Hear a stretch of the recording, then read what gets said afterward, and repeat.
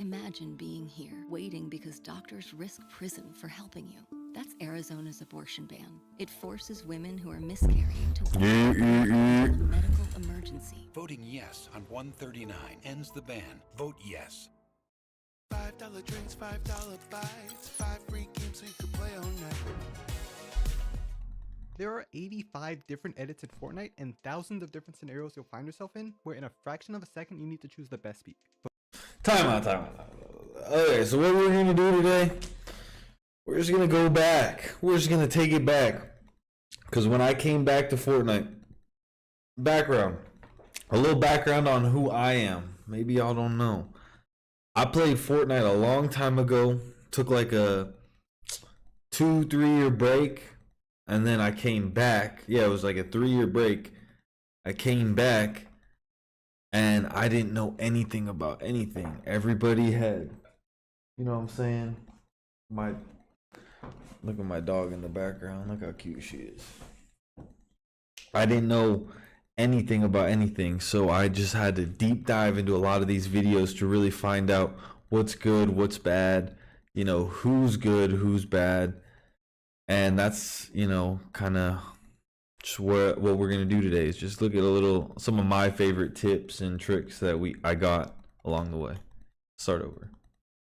There are 85 different edits in Fortnite and thousands of different scenarios you'll find yourself in, where in a fraction of a second you need to choose the best peak. But really, all peaks, even obscure ones, even ones where you're halfway stuck underground, can be classified within these 5 categories: reaction, top side, bottom side, right side, and ping. Right side is the easiest, most recognizable one. It's your standard right hand peek on, say, a window or around a wall. Because Fortnite's camera is on the right side of your character, you're able to see and shoot around the right side of things before you would be able to on the left side. Pretty simple. Now, top side is probably the worst peek. Even though it's often risky and hard to pull off, when used correctly it does allow you to hit max damage shots without return damage. The best example of this is the half wall. If an enemy is pressed all the way up against the half wall, you're able to see their head before you're visible to them. We think of the camera as being centered around your head. When you look up, your head stays in the center. But it's not centered around the top of your head, it's really closer to being centered around your mouth. So the top half of the enemy's head can be entirely visible and they still won't be able to shoot us until their mouth is visible. But this is exactly why this peek is one of the weakest. Technically, this peek does give you an advantage, but if they're a little bit too high, you're shot. If they jump, you're shot. Conversely, bottom side is the safest category of peeks, but it's often hard to implement. Since the camera's pivot point is around your mouth, that means there's a tiny bit of your head that can show with a topside peek. but their entire body can be visible with a bottom side peek before they're able to shoot you. As long as you're further away from the wall, this kind of peek gives you a great advantage. They can't crouch under it, they can't jump out of it because they'll still have to land, and if they start backing up, there's enough time for you to back up in response before you're visible, unlike with the top side. The problems are 1, there's no edit that just cuts off the bottom of a wall like this. It would be great, but usually you have to use an edit that isn't exactly what you're looking for, like a bottom right edit, or find unique situations where this can be applied. The second problem is that you can only hit body shots with this peek. Sometimes this isn't a problem at all, but sometimes you really need to go for a headshot to end a fight immediately. But if both you and the opponent are on low health, this is perfect. You can get the elim with just a body shot anyway, so you can go for it with less risk of losing if your movement's a bit off. Now, reaction peeks, if you can even call them peeks at all, are just making both you and the opponent completely visible to each other. You really only do this if you think your opponent won't be able to react and shoot you before you close the edit. Like if your opponent isn't looking in your direction, or they have out their builds, or their shotguns on cooldown, you get the picture. The idea is that they won't be able to take a shot at you at all, so might as well just... And after you reset that wall, he doesn't do it in the video, but he really should be holding the wall because he's about to block a shotgun shot. And so if he shoots his shotgun at a wall that's 40 health, then he can retake the wall. So it's really thinking even farther ahead and knowing I'm blocking a shot. Yes, that's why you reset it. But what happens after I block it? The wall gets destroyed, so then you have to hold the wall. And then while his shotgun cools down, you can actually edit, pump, reset, and then just kind of combo him like that. It's actually a combo.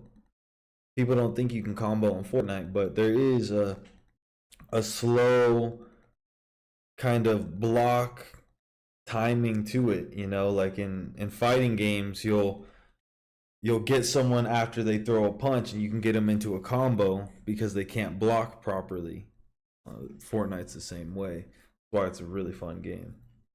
Just open the edit as wide as possible so you have the easiest time hitting for as much damage as possible. Right, and when his shotgun's cooling off, then you can do one of these wide peeks because he can't shoot you, so there's no reason doing like a peanut butter.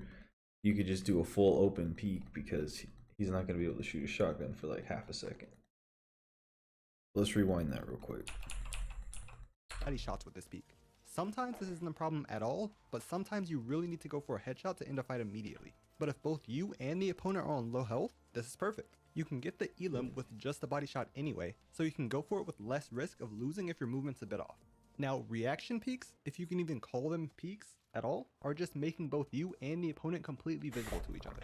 You really only do this if you think your opponent won't be able to react and shoot you before you close the edit. Like if your opponent isn't looking in your direction, or they have out their builds, or their shotguns on cooldown, you get the picture. The idea is that they won't be able to take a shot at you at all, so might as well just open the edit as wide as possible so you have the easiest time hitting for as much damage as possible. Finally, the ping category isn't really separate from the other peak. You don't choose a right hand peak or a ping peak. The ping category is always a factor in every peak, even if you play on 0 ping. Because in an ideal world, as soon as you move around a wall, your opponent would see you and be able to shoot you. But in reality, because there is latency between you and the opponent, you're both really seeing after images of where each other were. The moment you move around the corner, the opponent won't actually see it until say 70 milliseconds later, or however much latency is between you two. And the faster you move, the more this effect is exaggerated. This is also why you can run around a wall or reset a wall, and sometimes still get hit. They shot you while you were still visible to them on their screen. Right. It just took time for that information to reach your computer. Super hard concept. But I'm calling it the ping But category because I feel like if you can understand that, you can understand the game when really whole well. Video is about getting advantages from peeking, but those advantages from peeking are as soon This video is actually so good. I'm gonna bring it back. as you move around a wall, your opponent would see you and be able to shoot you. But in reality, because there is latency between you and the opponent, you're both really seeing after images of where each other were. The moment you move around the corner, the opponent won't actually see it until say 70 milliseconds later, or however much latency is between you two. And the faster you move, the more this effect is exaggerated. This is also why you can run around a wall or reset a wall, and sometimes still get hit. They shot you while you were still visible to them on their screen. It just took time for that information to reach your computer. This effect is actually called Peeker's Advantage, but I'm calling it the ping category because I feel like it's confusing to call a category Peeker's Advantage when the whole video is about getting advantages from peeking, but those advantages from peeking are different from Peeker's Advantage, and so, never mind. The point is, you want to be the one moving into the peak as fast as possible. Yeah, man, because this if shit the is opponent confusing moving into to the talk peak and about you're for standing sure. still, or even worse, 'Cause we don't moving have away from proper the peak, names. The opponent is going to have the advantage regardless of which edit you choose to make. For example, if you make a window edit but stand still at it and your opponent swings into the peak, because of ping, they will still be able to shoot you first, even though you have the better angle. You might not think this will matter as much for you depending on your ping, but it matters both what yours and your opponent's ping is, and nobody has actual 0 ping even if the client tells you that you do. If it was a LAN and everyone had 0 ping, this wouldn't be the case, but it's basically impossible for this to happen. Even Fortnite's in-person events that we call LANs aren't real LANs where everyone's computers are wired to each other, giving each other 0 ping. All the computers still connect to the normal servers through the internet, so you should always be taking advantage of ping with your peaks, but to decide which peaks to prioritize, the order goes reaction, bottom side, right side, then lastly top side. Sometimes bottom side and right side can swap places if you need to go for a headshot, but usually bottom side comes first. Reaction peaks make it the easiest to deal the most damage, so if they can't shoot you back, do that. Bottom side gives you the strongest angle advantage and is therefore the safest, but right side is still pretty safe and allows you to hit headshots. Finally, top side is such a weak angle that it's rarely the best option, but rarely is still more than never. Now, let's look at some actual examples on how you would choose which peaks to use in a fight. First, the most common situation, box to box, you just took their wall and they're trying to hide behind their cone. Well, they clearly know we're here and they're holding out their shotgun, so we can't Peanut butter edit. and we can't make a bottom side peek since it requires you to be further away from the peak than them. If they're hiding all the way in the back, you can't use it. So that leaves us with the right side peak. And the wall edits that have a right side peak are windows, bottom right, top right, a 4-tile edit, and a left wall, and a half left wall. Look, I'm running out of names here, okay? If anybody can come up with something better, let me know. Just run the peanut butter edit. Most of these edits, the opponent can still hide behind. I feel like I'm playing Dora the Explorer. Oh my fucking god. Still no. Yo, do not The clip only ones that. Give you an angle are the top right. Oh and my the god, left that wall. is But so the left wall funny. has so little health that the enemy can just shoot it with any shotgun to break the wall and take it back. So that's why the top right edit is usually used here. Everyone knows that's the edit they use in this It's the funniest situation, shit but it's important to know how you arrive at that conclusion.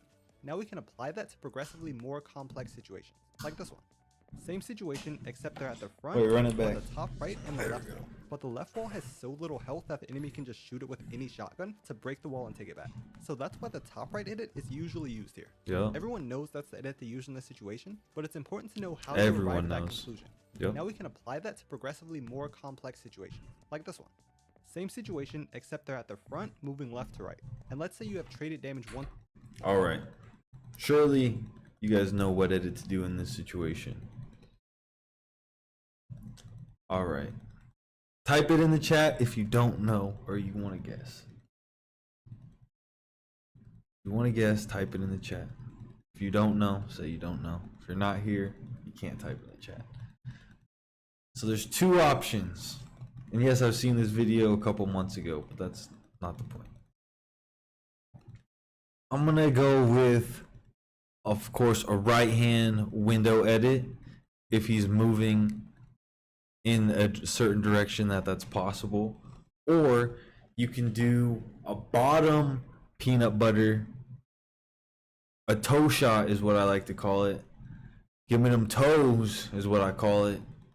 And you say, give me them toes, and you shoot them in the feet because their body won't be able to shoot you because you did a bottom peanut butter or a reverse bottom peanut butter. I know, like, there's not a lot of names for these, but yeah, let's get back to it.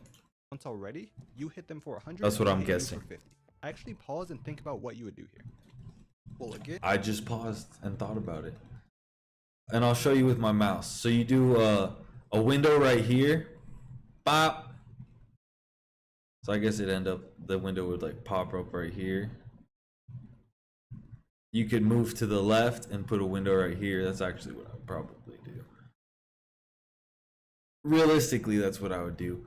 But you could also go pop. You could just swing your mouse like that. Do a little flick. And then his feet would be exposed. And you could pump the feet. Oops. Pretended to shoot. Pump the feet because he can't shoot you. they're ready to shoot, we can't reaction check them, so we look at bottom side edits. This time we can use bottom side because they're close to the wall. Now the only bottom side edits are bottom right and bottom left. Yep. And yes, That's what I was bottom just right saying. edit is both a bottom side and a right side peak. Some edits can be in multiple categories. And this video taught me that, by the way. Like, Like all of this, I learned from these videos that we're about to watch. depending on how you're using them. But here, both bottom right and bottom left work as long as you're opening the side opposite of where they are and moving. Exactly, it's got to be opposite. Yeah, exactly. I mean, you know that like intuitively when you're fighting, but just to explain that it is the opposite. So he's on the left side, so you do a right hand flick. He was standing right here, you would do a left hand flick. I mean, Swing into the peak. If they're on your left, do the bottom right edit and swing right. If they're on your right, do the opposite. Okay, now here's the last one. This one actually happened. I remember this. This is how Peterbot did that crazy clutch. This is what it right now he's explaining this, and I know Peterbot watched this fucking video because this peak right here is now the Peterbot peak. Because in grand finals, he does this exact peak. And matter of fact, I'm gonna pull it up right now while we watch this, so you can see compare and contrast. To me in game, and I'm letting you know it's tricky. You're really gonna have to think outside the box for this one. Oh, brother, this guy stinks! You got to think outside the box. Peterbot copies this move and clutches the world championship with this move. Let's bring it back. Yes, the bottom right edit is both a bottom side and a right side peak. Some edits can be in multiple categories depending on how you're using them. But here, both bottom right and bottom left work as long as you're opening the side opposite of where they are and moving into the peak. If they're on your left, do the bottom right edit and swing right. If they're on your right, do the opposite. Okay, now here's the last one. This one actually happened to me in game, and I'm letting you know it's tricky. You're really gonna have to think outside the box for this one.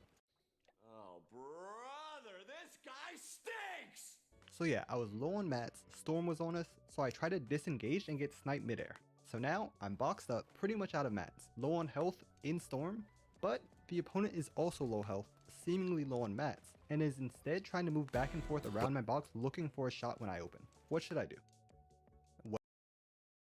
This peak is disgusting. What peak what peak what peak would you guys do? 3, 2, 1. Time's up. Very interesting. Well, can't reaction peak, and they're halfway underground, so the bottom right and bottom left edits won't work as bottom side peaks, because their head would be where their legs normally are.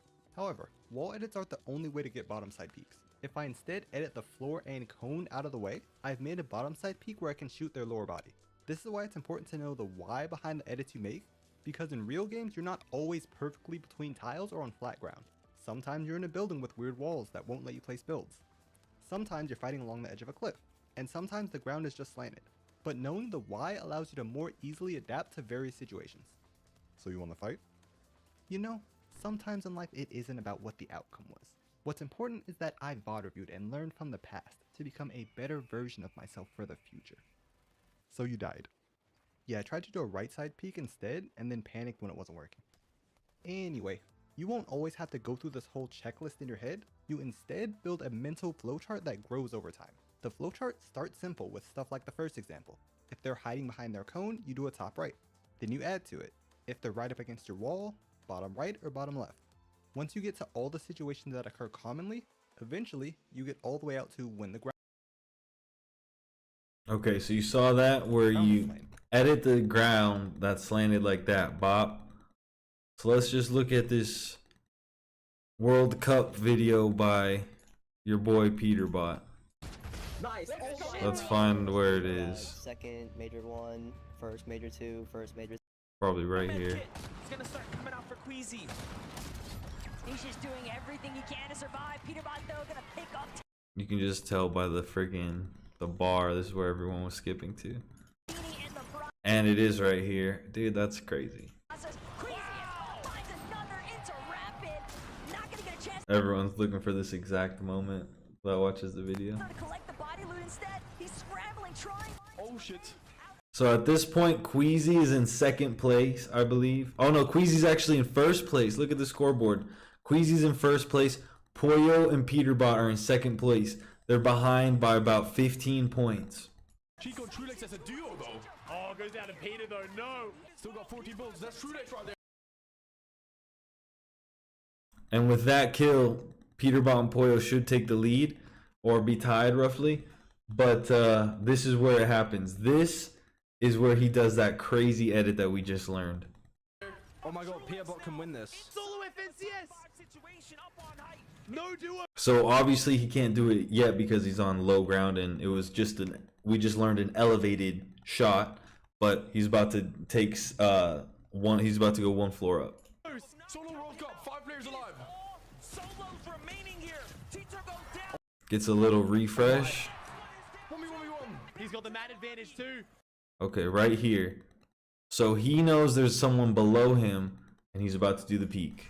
Paz is so weak. Reloads his extended mag, his drum mag, shotgun, gatekeeper. It's gonna be Peter. Look at that. Look at that shot. Ball versus Duke. Oh my gosh. Go back. I'm gonna just let it play. Solos remaining here. Teacher goes down. Oh my. So crazy. 1v1v1. He's got the mad advantage too. Paz is so weak. It's gonna be Peter Ball versus Duke. Oh my god. What we just learned. Peterbot just knows the peaks. He knows the angles.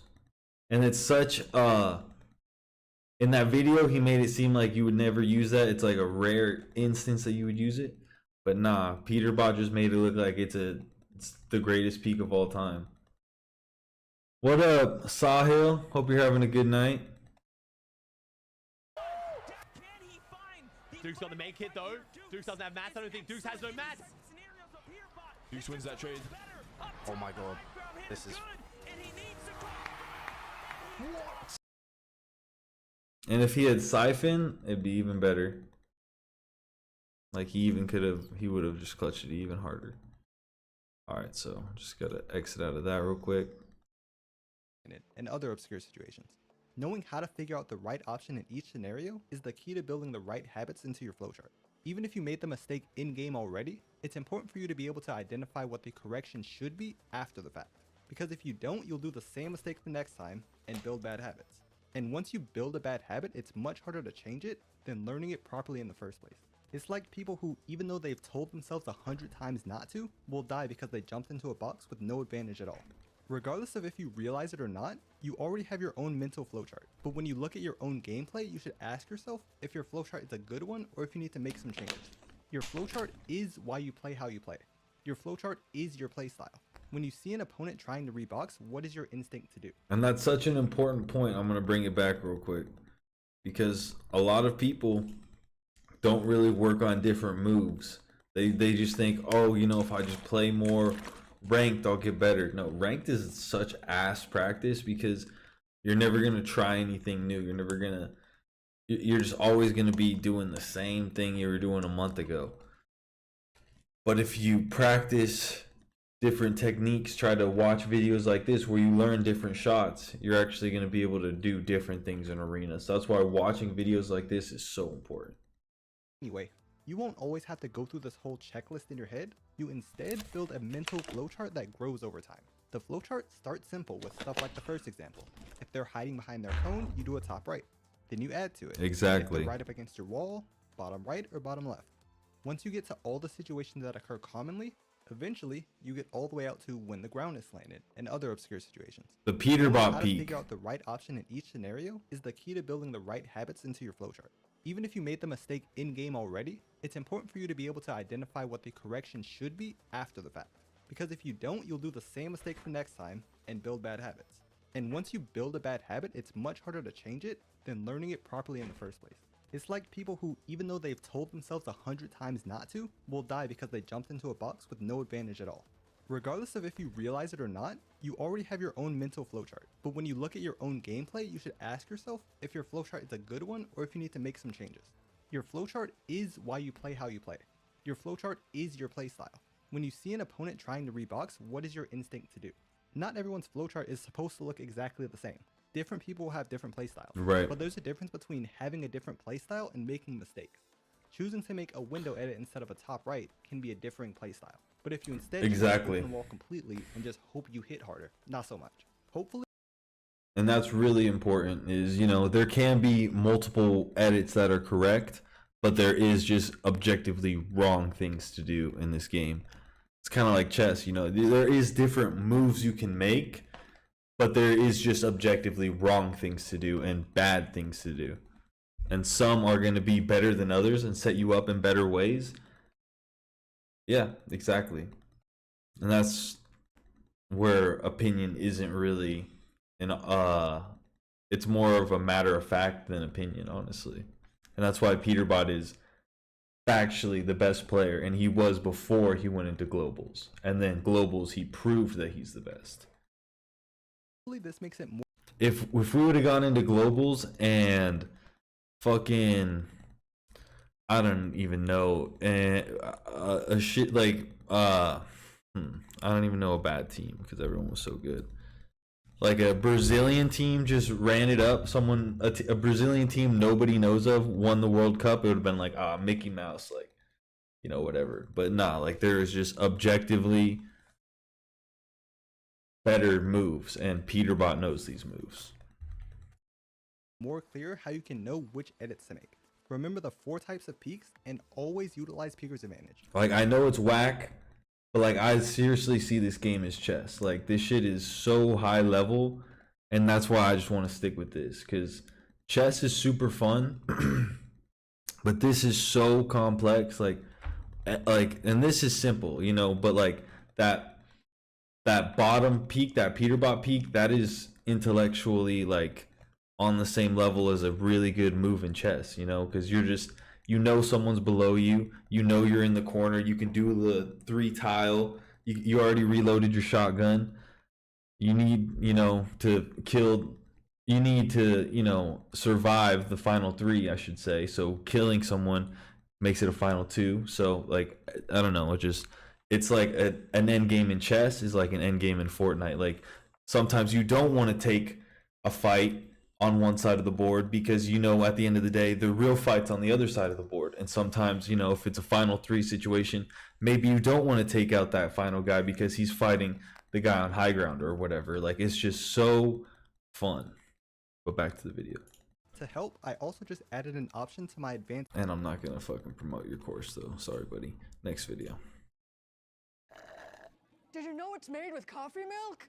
It's sweet and creamy, by the way. Chocolate! Okay, Limu, you said it. Then as I spike it, I'll tell them how Liberty Mutual customizes car insurance, so they only pay for what. Rebuilding is the best way to improve your mechanics, but over the past week, I noticed my builds have gotten pretty repetitive and it felt like I wasn't improving. Something Polarized recommends doing to improve this is watching and replicating what pros do, so I copied 4 free builds from pro players to learn new moves.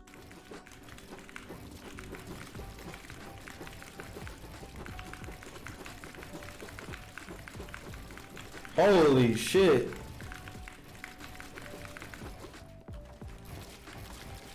And motherfuckers act like, oh, Ken, why are you always in free builds? Why are you always practicing your free builds? Because there's motherfuckers like this. Peterbot could do this easily, you know what I'm saying? And I look at this and think, I could do that, but it would take a lot of practice. And that's why I'm always practicing, because I know one day I'm going to be able to do shit like this. I can already triple edit, no problem. Penta edit, which is 5 edits in a row, I'm working on right now. You know what I'm saying? I skipped the quad edit because quad edit, you might as well just do an extra edit while you're at it, because you have to edit a 4th thing, which is always either going to be a floor or a ramp after the triple edit. So you might as well just make it a 5 edit, and then you can combo it and edit everything multiple times, and then it's not even 5, it's like just as long as you can go, like it's an infinite edit. So yeah, there's people like this who are doing infinite edits. Like what they're doing right here is infinite editing. Like it's not a triple edit. Triple edit is like the way of the past. Starting with the build from Polarized, this was pretty simple to replicate since it consisted. And what I mean by infinite edit is be able to keep your momentum without like slowing down at all, or like moving to the side to slow yourself down by just like nature of the fastest way to a certain spot is a straight line. So if you move slightly to the left or right while you edit, you're going to slow yourself down just by nature of how far you have to move. So just having perfect movement while also having perfect edits, and you can just infinitely edit, and it's very impressive, like this, what this guy's doing. starts it mainly at triple edits up and down. One move to take away from the free build is his cone flip. While it looks like it's just for flash, it actually has purpose in fights. If you're running in one direction and you see an opponent's claim to your tops, they can get a free shot before you're able to escape. The only thing you could do to protect yourself is edit the cone and get out the box, so you want to practice getting comfortable with the reset and editing your tiles. Another variation is to flip a stair then edit out the box. This is super easy to practice and something you should be able to do in case you find yourself in that situation. If not, it at least makes for added difficulty in free builds. Something important to note when copying pros free builds is to pay attention and replicate how they move their crosshair. When polarized edits, there's little wasted movement and he's connecting all of his edits. One thing I saw across all his free builds was the way he edited this wall. For me, it's habit to edit towards the left on 4 tiles, but polarized edits towards the center, making for less crosshair travel between editing the wall and stair. So when practicing this build, I made sure to mimic the same crosshair movements, which made hitting edits a lot easier.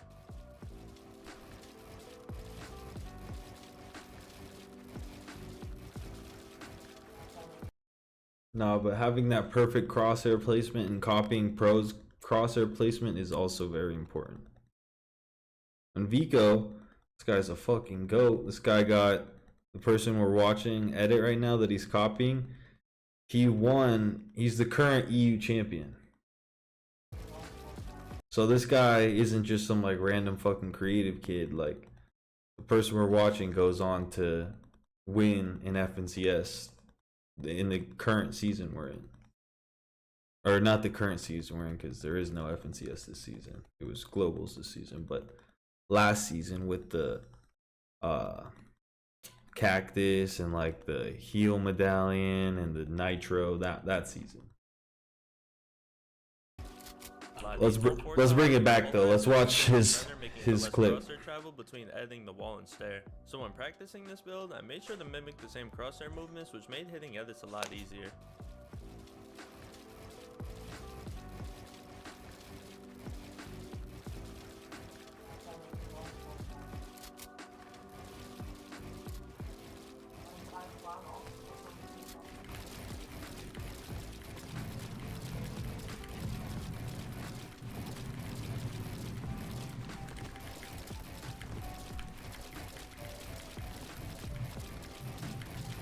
As advanced as this looked, this was one of the easiest builds to replicate since there were only 2 moves that weren't triple edits. First being the side jump into editing up to the side. Yeah, I could do everything he just did. Before catching yourself, that way you have the That's not even hard at all, yeah.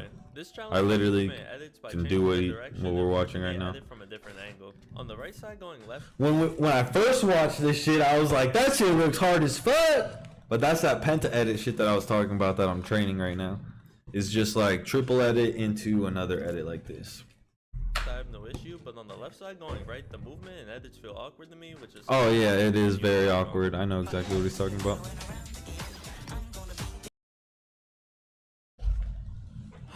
But yeah, that's basic now. That's like I do that about 50% of the time. 50% of the time I'll fuck it up. And it'll always be like a stair flip. I don't think he does a stair flip in this one, but the one I'm practicing is there's a stair flip after I do a triple edit. And well, I guess there's 2 stair flips now that I think about it. So it's actually a hexa edit. There's actually 6 edits now I'm like thinking about it in my head. Anyway, I always fuck up a stair flip. That's like the hardest thing. That's why I'm practicing it, just so I can get way better at flipping stairs and like controlling my stair. Wall edit. It's not the most controlling case of bringing it back 10 seconds. This challenged my movement and edits by changing the direction and forcing me to edit from a different angle. On the right side going left, I have no issue, but on the left side going right, the movement and edits feel awkward to me, which is something I have to continue to work on. The second move is just jumping over a PM bar into a stair and wall edit. It's not the most functional edit, but it's seen in a lot of pro free builds and it's still good for adding variety and difficulty to your builds.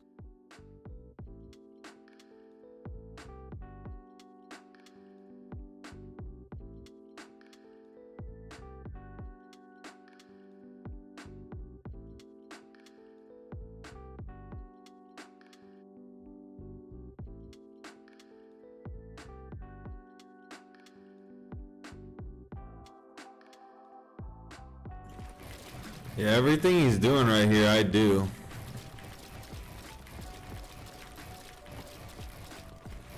I just can't do multiple triple edits. Like, I can't spam triple edits.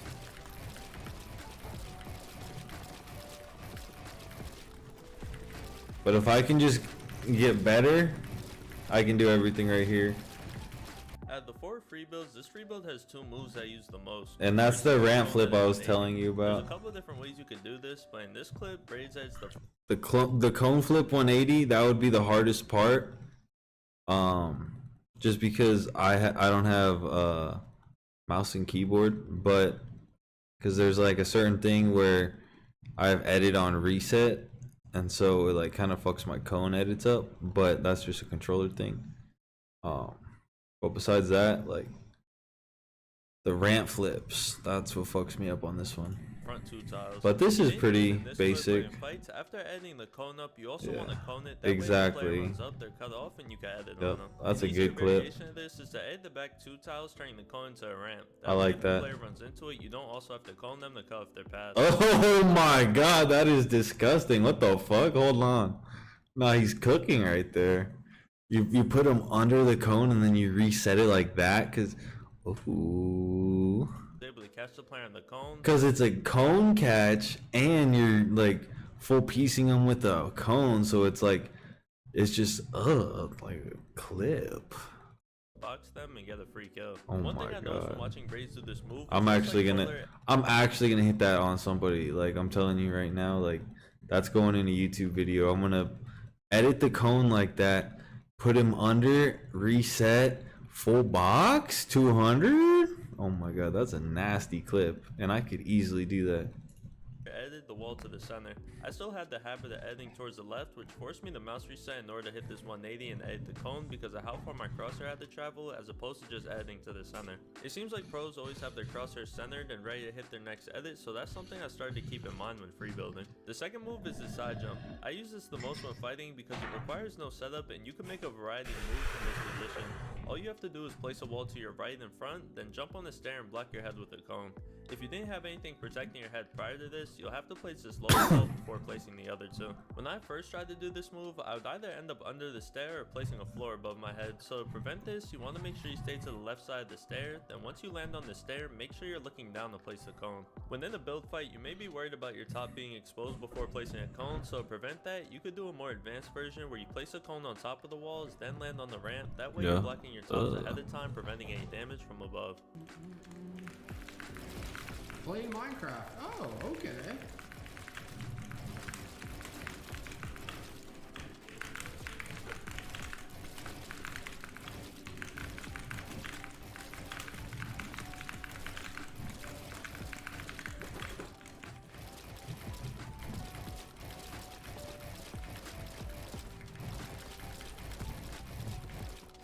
Yeah, the cone flip's the only thing I couldn't do right here.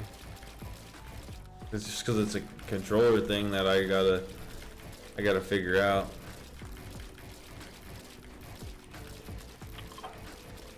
Because I don't confirm my resets.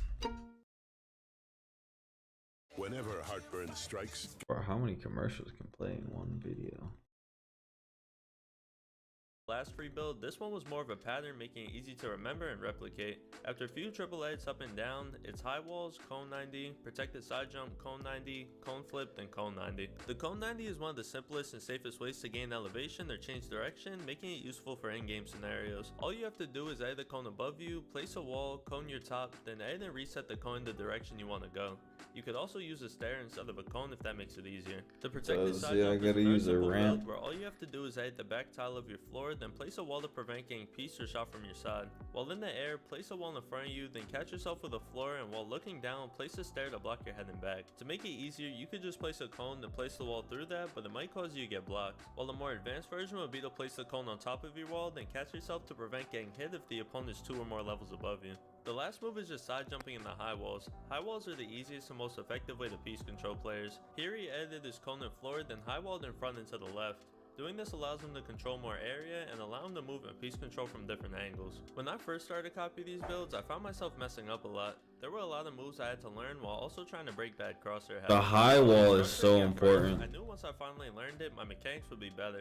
Making mistakes in The high wall is so important because it like scares your opponent too. Like it makes them nervous because they like want to place like a wall there, but it's yours, so they get like nervous because they're like, what the fuck? Like he's that high up, but really you're on like the same level as them. So I don't know. I like a high wall because every time I do it, like people are, I don't know. I've done a lot of build offs, and you can just tell when you do a high wall at the right time, like it's actually really nice, and you can like place cones out on it. Like yeah, it's good. Doing things outside your comfort zone is the key to improvement. Just make sure you're actually learning from your mistakes as opposed to doing the same thing over and over. When copying pro free builds, the main thing you should focus on is learning new things. Especially at beginner level, you don't need to focus on copying the free build one-on-one. My edit speed isn't the best and I got hung up on a lot of the quad edits. If I wanted to increase my edit speed, I could have continued to do them until I wasn't messing up, but my goal was to learn new moves. So I just replaced the cone with a stair, making it easier for me to go through while still being able to perform those moves. I know on high ping some of these moves are more difficult, so it may be beneficial to eliminate some of the unnecessary edits and just focus on the move itself. After copying these 4 free builds, I definitely saw improvement in my crosshair placement and edit speed and was able to add a lot of variety to my free builds.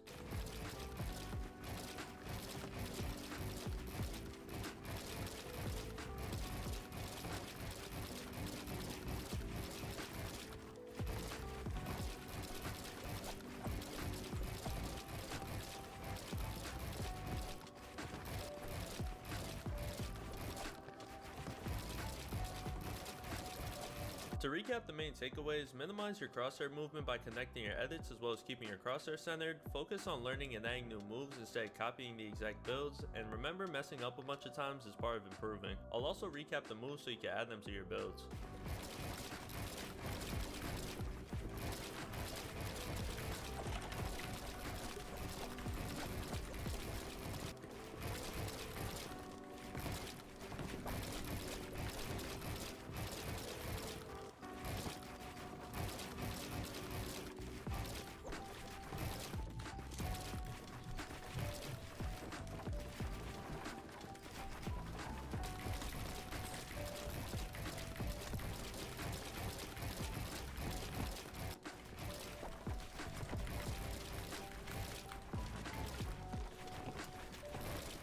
If you have any fighting related topics you want me to cover, let me know in the comments. And if you enjoyed the video, be sure to like and subscribe and use code HOWL in the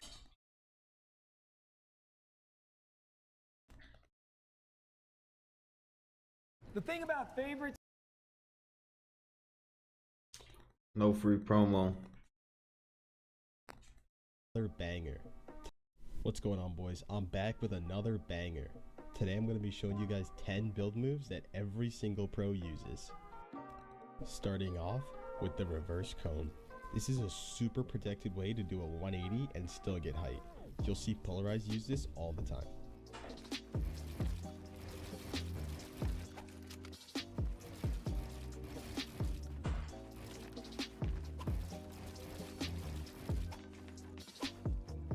You're going to start with triple edits up with an extra ramp extended outward.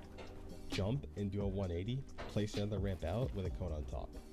Edit the cone into a ramp, then swing high walls around you with a ramp above you and below you.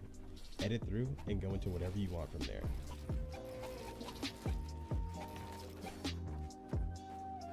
Next are high wall side jumps. These are super important if you're trying to get better at build fighting. Side jumping allows you to keep your momentum going and keeps you protected from whoever's on height.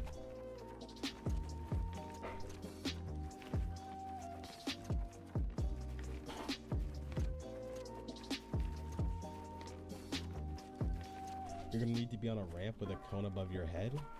Strafe in the direction you want to jump, but stay far enough back on the ramp so you don't hit your head. Swing walls 2 layers above you and land on a floor.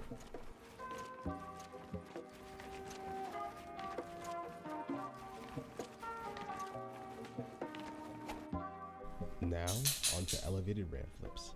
These are insane for getting up multiple layers fast without wasting too many mats.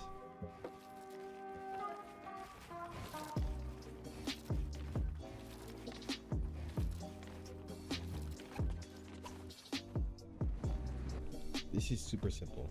Start with a ramp with high walls, but make sure you put high walls in the direction you want to flip your ramp. With these, I personally favor my right side, but do whatever works best for you. Grab your ramp edit, jump, select and confirm so you can land on the flip ramp.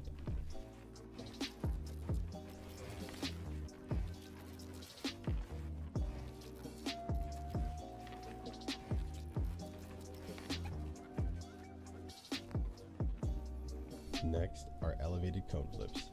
These are a super fast way to elevate and change direction, all without losing your momentum. Every pro uses these constantly when they're going up for height. Start with a cone floor double edit, swing high walls around you with a cone on top, jump, reset and flip your cone, then set up another double edit and repeat.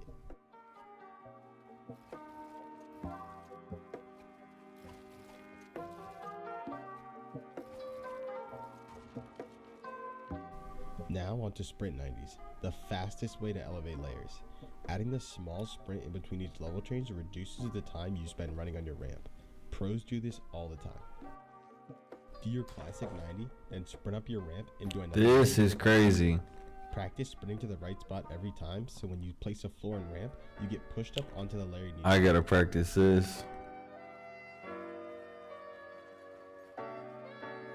Cause sprinting like while you're building is so hard for controller at least. I don't know about mouse and These are keyboard. one of the best ways to transition into a different sequence and establish some. But I've gotten a lot better at it while this elevating. season.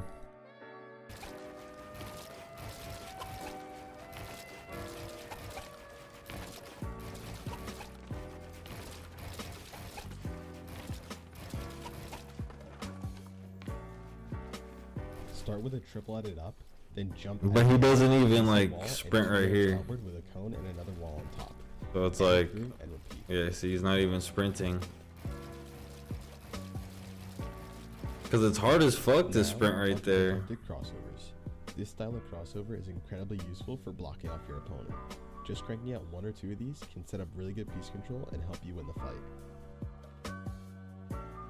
Start with a ramp below you and a wall to your side. Extend 2 more ramps connected to the wall, jump, place a wall on the farthest ramp, land on another ramp and extend 2 more ramps. Then to keep elevating, jump, place a floor, and a ramp out in front of you.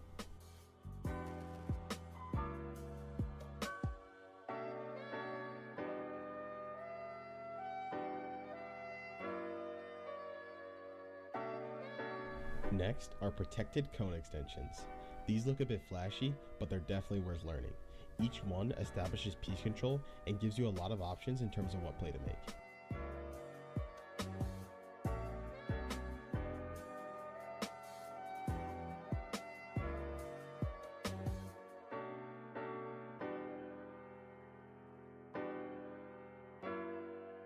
That's my favorite move. I've been using that move since chapter 1 or 2.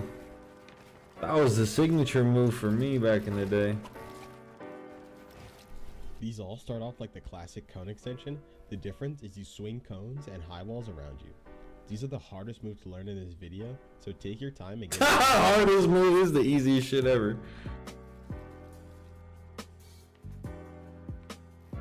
Now, It's a good high wall though. quad edits. These are super easy and set you up for very nice piece control opportunities. Oh yeah, quad edits are so much easier than a fucking high wall with cones. Super straightforward. The Keep fuck moving is he in the same talking direction about? and keep your crosshair placement tight. Nothing too crazy. Finally, our elevated side jumps. These are super straightforward. Edit your cone, strafe, and jump out of the box. Swing walls around yourself and place floors and cones for you to land on.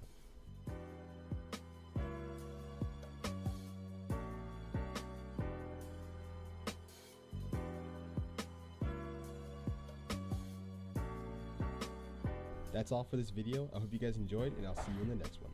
Peace. Peace, dude. Feed ions and see a visible. We're getting fucking hit with all the commercials today.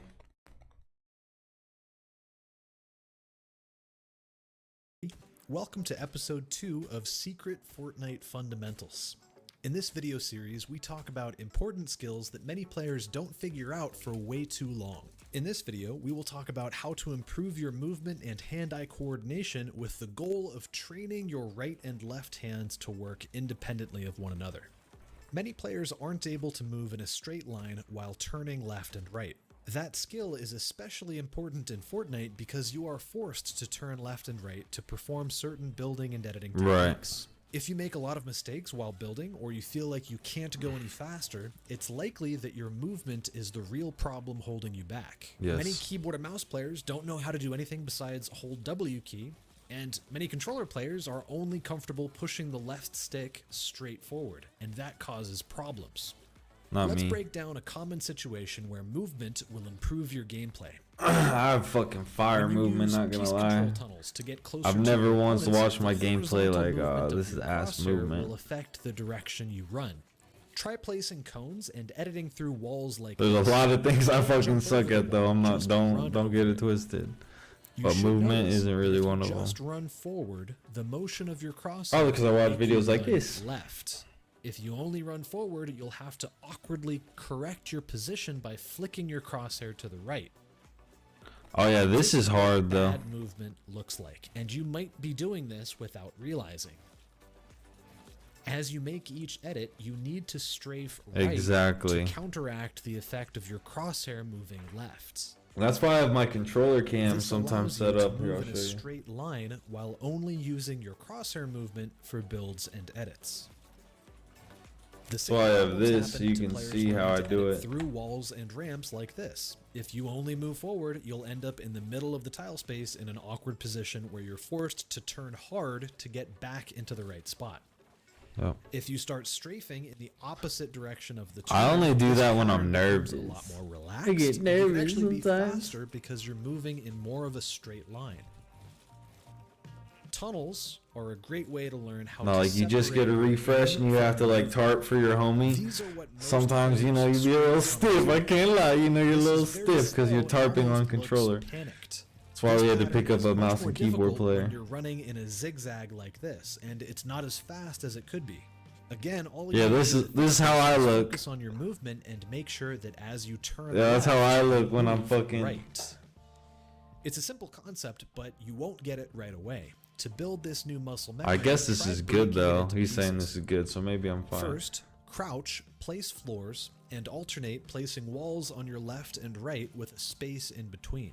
Once you've built about 20 tiles out, turn around and stand up while filling in the blank spots like this. But really, this guy has ass movement. Like, he's talking about movement. He should be sliding. What the fuck is he doing? Like, you jump slide. Like, even I'd be, you know, like that was an example of me stiff, and he was trying to explain that as if it's good. But honestly, like, you need to be slide tarping. That's what all the pros do. Like, what the fuck is this guy even on about? In the center. He better mention sliding right now, or I'm gonna be like, yo, this video is kind of ass now that I think about it.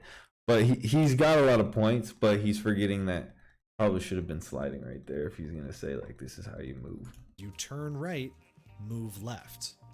To test how well you've learned this technique, try crouching on floor railings like this while placing walls on the left and right. To make it easier, you can edit windows on the walls and try to shoot through them like this. If you can't do this without falling, you're not ready yet.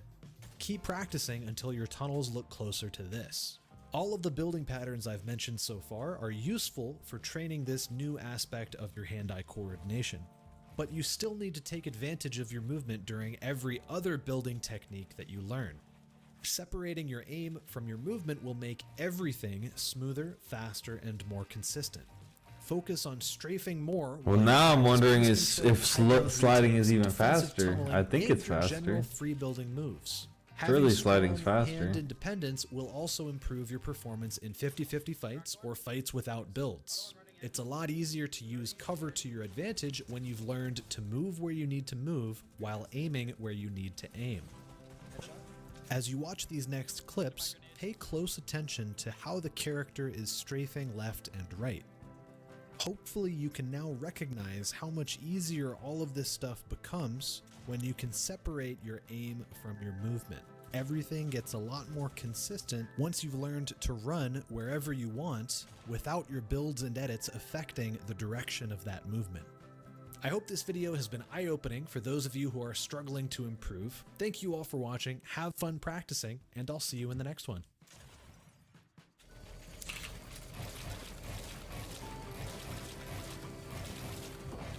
Alright, let's see the clip.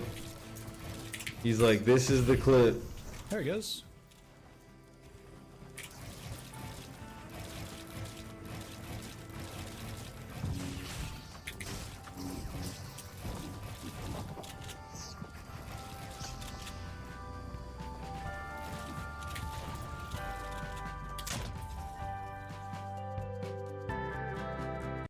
I bet.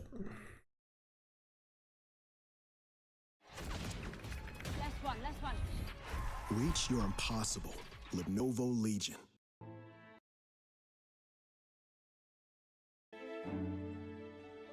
What's going on? Today I'm going to be going over 100 tips for beginners to pro level players that I wish I knew earlier. Here we go. If you're a complete beginner or a pro, I'm sure there's something in here you haven't heard that will help you. Without further ado, let's get straight into the tips. Pickaxing a wood wall twice will always break it. You don't need to hit the circle. Wood walls have 90 HP to start with, but cap out at 150. Brick walls have 99 to start, but cap out at 300. Metal walls start with 110 and cap out at 500.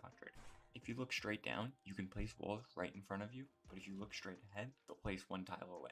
Cone will always place above your head as long as you're looking above halfway up. He's cooking! You can tarp with ramps by placing on the top of floors, but also you can do that by Yep, placing that's the clean way to do it. You can now tack sprint while editing.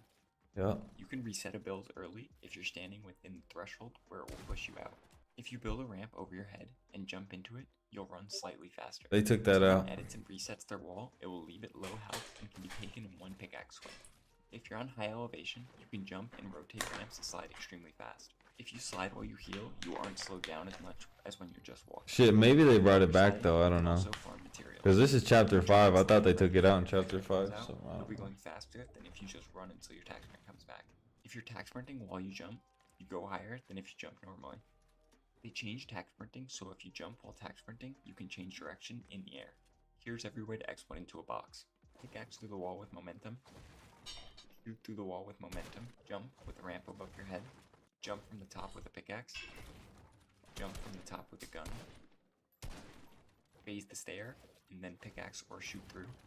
Run into the bottom of stair or cone from the top, and walk through the wall if you edit a door like this, and then walk between the door and the That's the wall. cleanest way. You can also make the wall yellow and shoot through it. Yep, that's the Pickaxe cleanest through way. bottoms while holding forward. Yeah, this is super important. Or you could stand on top of a door with the ramp above your head. That's correct. Not all breakable objects are equal. They give vastly different amounts of material per swing. If you struggle with hitting the blue spots to do double damage, stand right next to where your pickaxe swing, and you don't have to move your crosshair almost at all, and you'll hit every single blue circle. The trees with thicker trunks. You do that, you're a fucking bot. Rectangular bricks give much more brick than the circular ones. Metal is the most scarce material on the map. The easiest way to get it is the combat cache or the crate on the train. If you're getting sprayed or Now I gotta check if they have EJ dashes still in the game. use your wood if you aren't getting full spray I thought they took that out. If you're on the edge of a mountain, you can build 2 walls for the cost of 1. The more tiles of something you edit, the less HP it has. If you tack sprint through a door you edited, it launches anyone near the door away. When making a peanut butter edit, The make sure you fuck? have a floor above your head or your jump will be too high. Edit a top 3 tile while standing against a wall with a ramp above your head to have a much better peek. You can make a wide edit if you're behind the cone and you'll get the first shot. If you make a 3-tile edit while someone is standing in the middle of the floor like this, Kind of a dog shit peak, but when being pushed, if you're 200 and he's 40 health, that's a dope ass peak. Over-aggression. If you hold your blueprints out, you're able to edit from further away. On keyboard, there's scroll wheel reset to instantly reset, and on controller, you can use the new setting, reset on release, to have 2 button resets. Carry big pots and medkits in solo tournaments so you can always heal to 200 HP. Learn to farm efficient materials instantly off spawn for a quick material advantage over your opponent. If you find yourself at a health disadvantage, create as much space in hard mats as possible to get max heals off. Rotate on high elevation in mid games to get easier beams on opponents, better awareness on your surroundings, and easier to scout rotates. Crouch and ADS to sneak up on opponents without them hearing you. If you notice your opponent popping a big pot or a medkit, you can cancel it before they get the full amount of heals to leave them scalped on heals. You can use the launch pads on top of the mountains in the snow biome to rotate quickly, or just on unsuspecting opponents. Footsteps sound different on different structures. This is what it sounds like on wood, this is what it sounds like on brick, and this is what it sounds like on metal.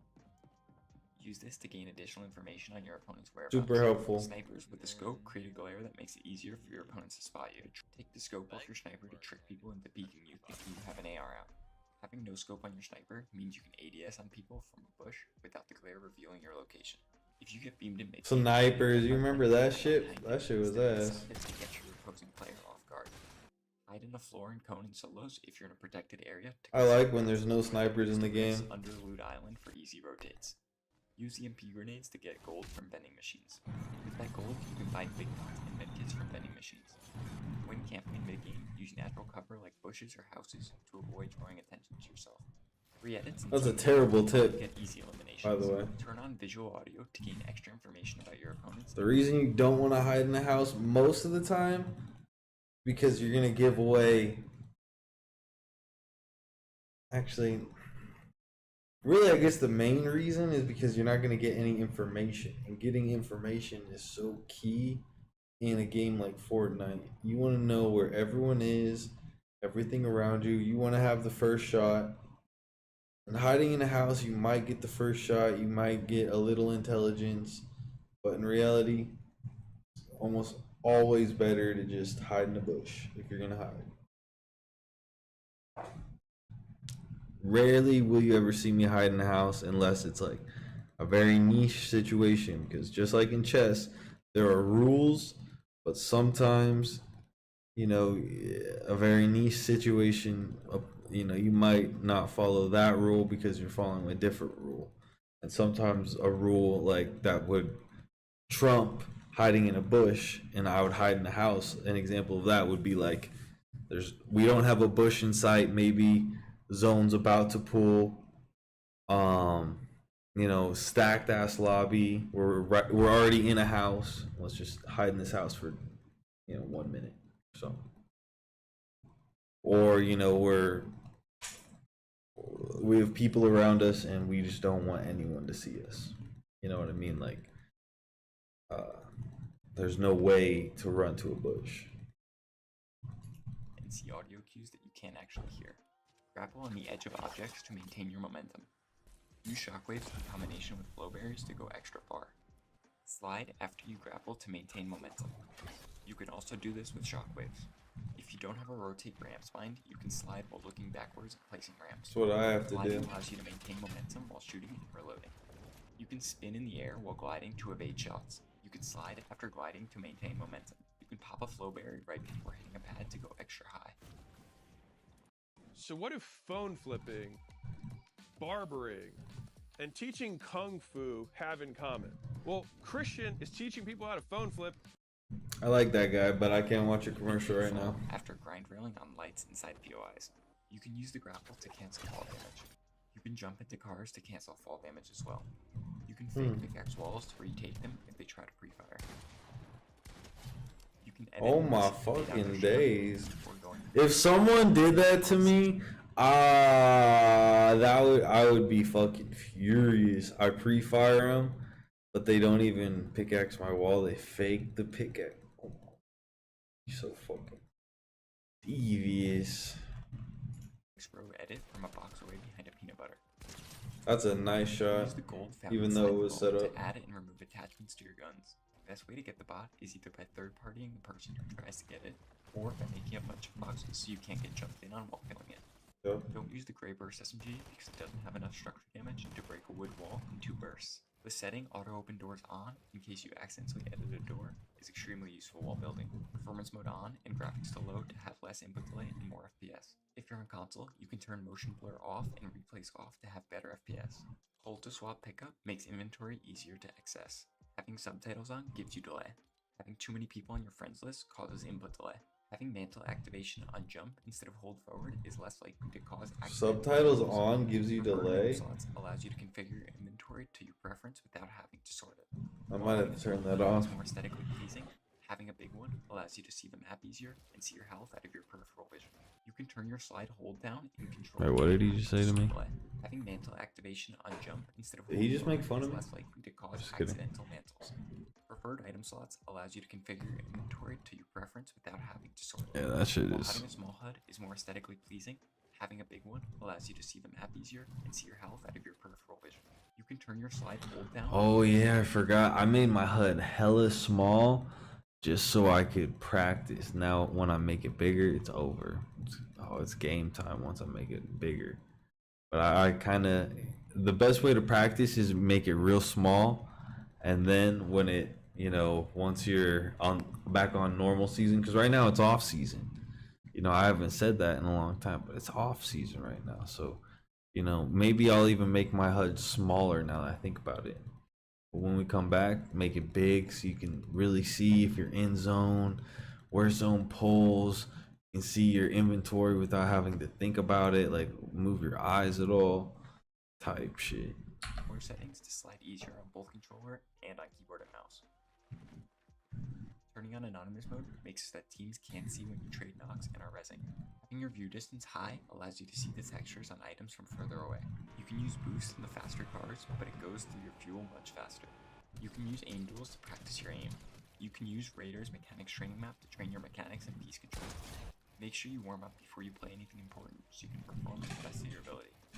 You can build on a slowed down movement speed to help build consistency before you move on to normal speed.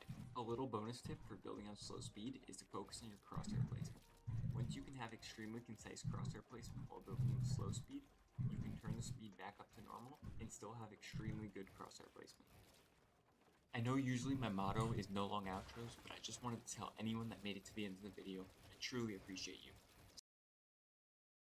I appreciate you, G. How about that? How to perfect pre-fire. It makes me so mad that billionaires pay less in taxes than— Oh my fucking days. I'm Kamala Harris. And I'm Donald Trump.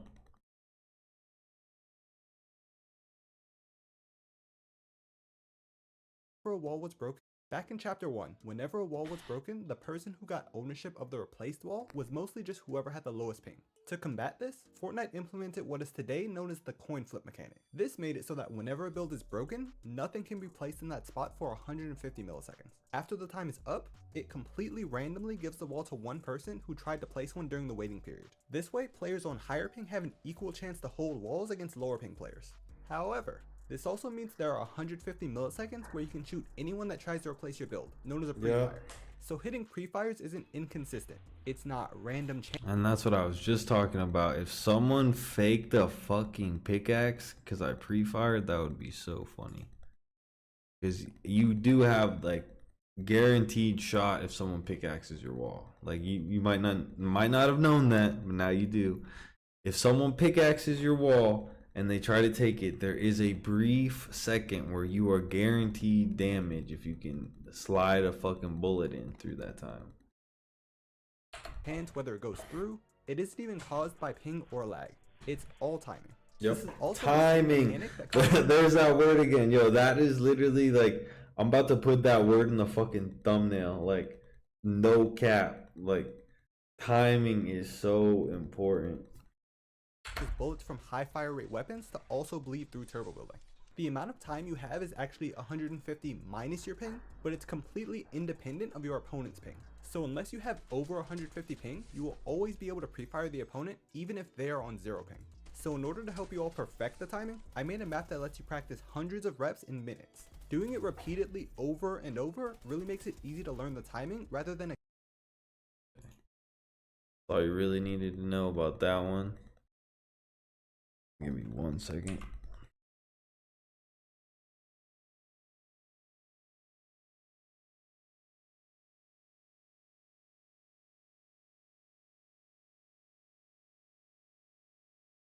Donald Trump.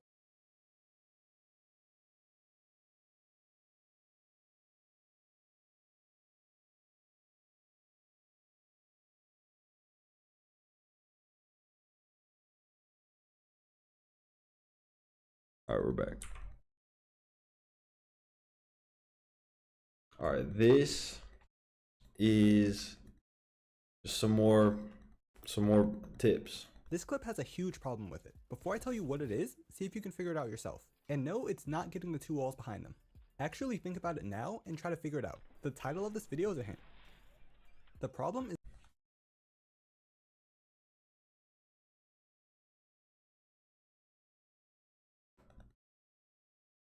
I guess he is overexposing himself. He doesn't ADS maybe? I forgot what the answer is. Fuck.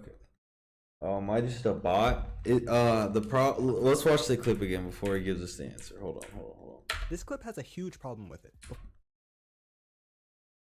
Oh, he's too close to the wall. That's the problem. He needs to stand farther back.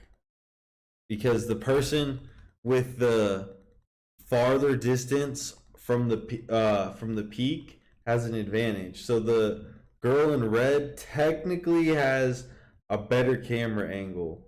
So the person with the coin on her back, the person that we're viewing, is actually going to expose herself before the girl in red, technically, even though the peak is 100% the girl in black. It's actually, that's what the problem is. He needs to stand back farther in the box, I think. That's my guess. Let's see if that's correct. This clip has a huge problem with it. Before I tell you what it is, see if you can figure it out yourself. And no, it's not getting the two walls behind them. Actually think about it now and try to figure it out. The title of this video is a hint. The problem is... Alright, 5, 4, 3, 2, 1. The peak. Even with the right hand advantage, this peak isn't safe at all and lets the enemy shoot you first. Let me explain why. I'm assuming everyone knows the basics of right hand peaks. The camera in Fortnite is to the right of your character, so when peeking around the right side of a wall, you can shoot the enemy before your body's visible. But it's really much more complicated than that. Your bullets still shoot from where your weapon is, so you can only shoot an opponent when both your camera and your weapon have line of sight on the opponent. So like in the example I showed, when you make a window edit and move into the right hand peak, you can definitely see the opponent first, but because your weapon also needs line of sight, you can't shoot them. The red X that shows up means that although your camera has line of sight, your weapon does not, and therefore you can't hit the opponent. The opponent already can shoot me here, but I still can't shoot them yet. That's why I said before, this isn't a safe right hand peek. To make it a safe right hand peek, all you have to do is back up. It's easy to understand why it works if you look at it from above. Told you. There are 3 points of interest: your weapon, your camera, and the wall. If you draw the lines through, they make 3 sections. The green is what you can shoot, the red is what you can't. And this is where that high fucking level box fighting comes in, because I'll be honest, I don't think about this shit when I'm fighting. Yeah, it took me like a minute to even figure out what was wrong with it. The second I rewatched the clip, I did actually see what was wrong.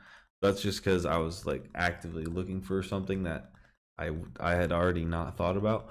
But regardless, I need to start thinking about shit like this, because this is actually the difference between winning a game and getting a second place. It's just like having really good angles against a really good player, because anyone that's in top 2 is going to be like a decent player. Like, you're not going to go against a fucking bot in top 2. Like, it's just not going to happen. See? And the yellow is what you can see. The only bot you're going against in the top 2 is Peter Bot, okay? You're not going against a fucking bot in a fucking stacked ass game where you're on low ground and they're on high ground. It's you and your duo. You have to set up good peaks like this. And that's what's always good about high ground, is you're going to be, in theory, you're going to be farther away from the peak because they're going to have to be behind the wall. Yeah, this video will kind of explain it, but it's the same concept on high ground, I think.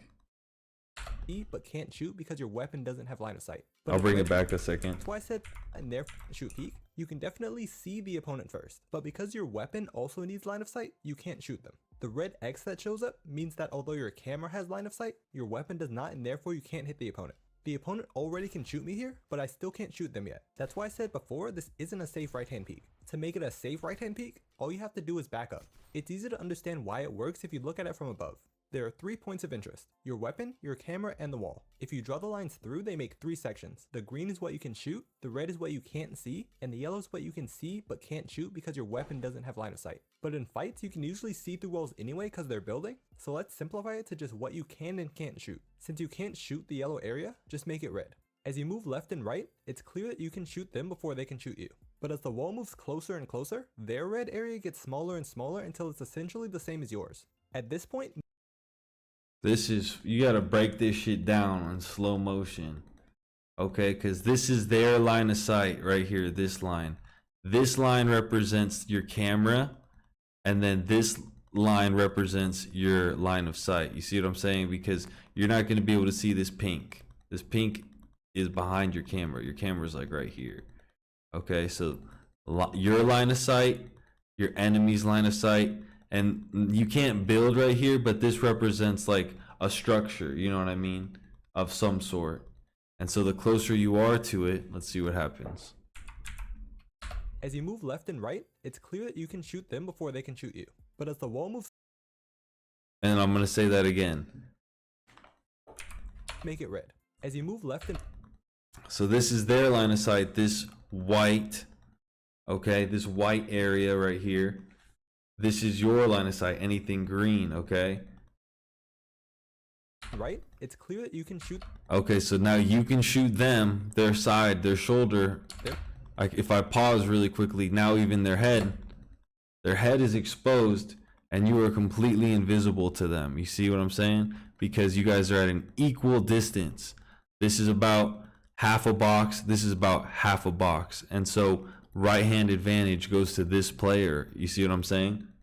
But now this is where the math comes in. This is where your brain comes in. This is why I picked Charlize as a duo. I almost said his real name, but Charlize as a duo, because I saw videos like this and knew this type of shit is going to be what wins us a fucking world championship. It's just understanding shit like this. And I haven't pushed this on him or anything, but eventually he probably already understands this because he's a fucking zero build master. But at the end of the day, camera angles like this is actually so important.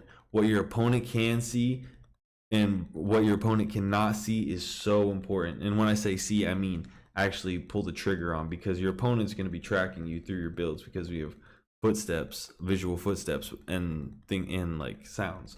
But yeah, so to break it down again, your opponent cannot see you because this is their line of sight, this little white area. This is where they can shoot you. You can still see them because you're swinging to the right. Your camera is on the right hand side of your character. That's another thing that I'm going to point out right here is your camera is right here on your right shoulder. It's not on your left shoulder. It's on your right shoulder, and it leans, it kind of has a slight angle to the left. You see what I'm saying? Because it's on the right side of your body, it needs to be slightly adjusted, and that's what gives you a right hand peek. Back to the video. Before they can shoot you. But as the wall moves closer and closer, their red area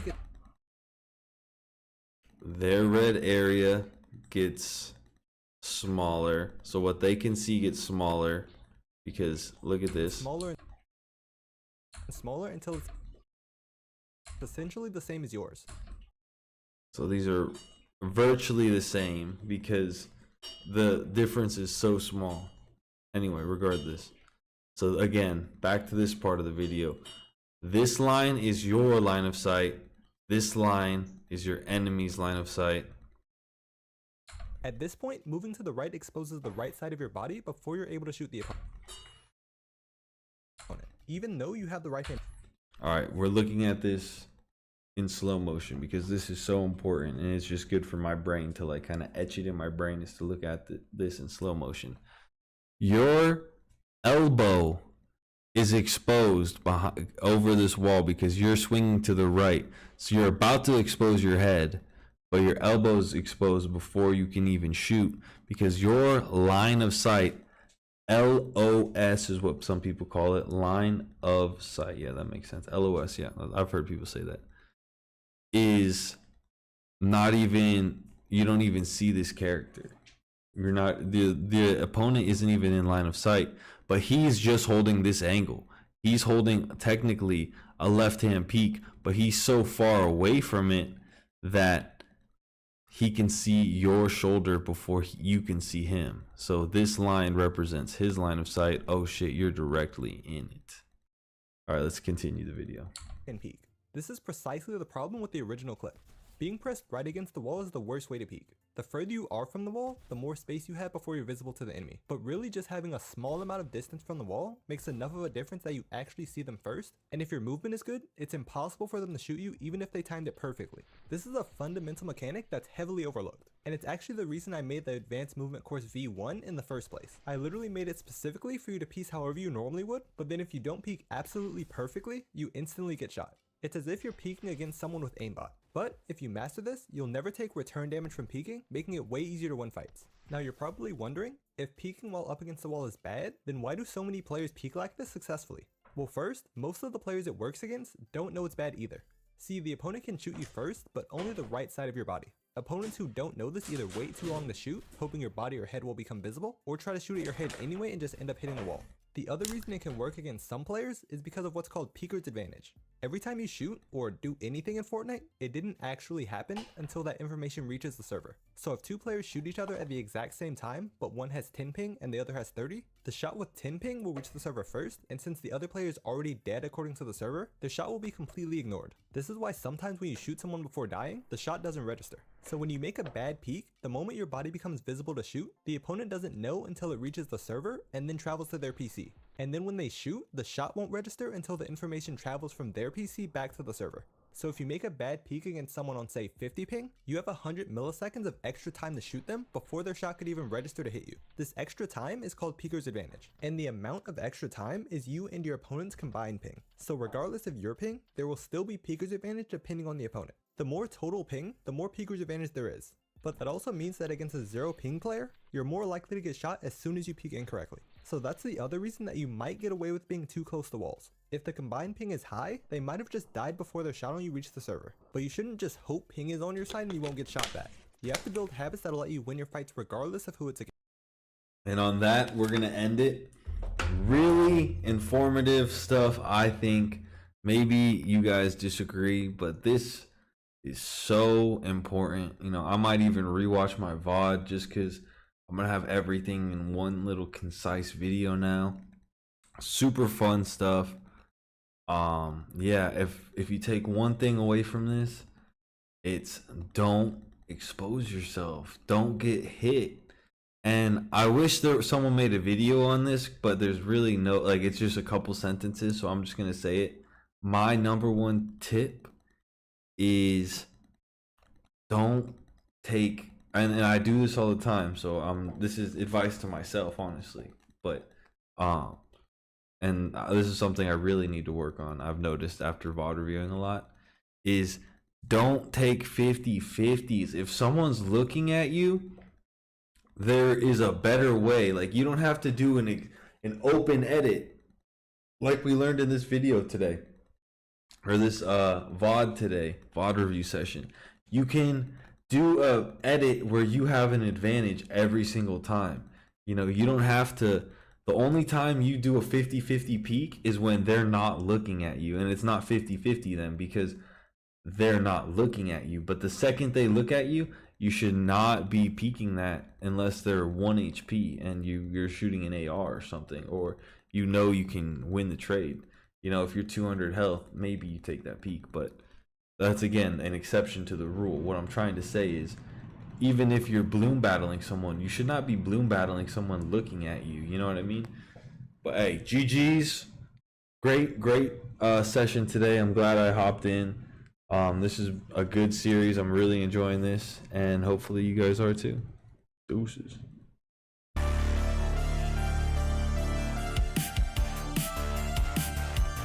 Chase your motherfucking dreams. Be the best or whatever you want to be. That's all I gotta say. Be the fucking best. Don't be second best. Why would you want to be second best?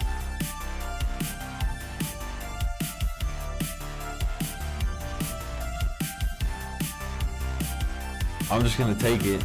You know what I mean? Getting second place, yeah, you get more money than last place, but I mean, it's still not number one. That means someone's better than you. That means you gotta work harder.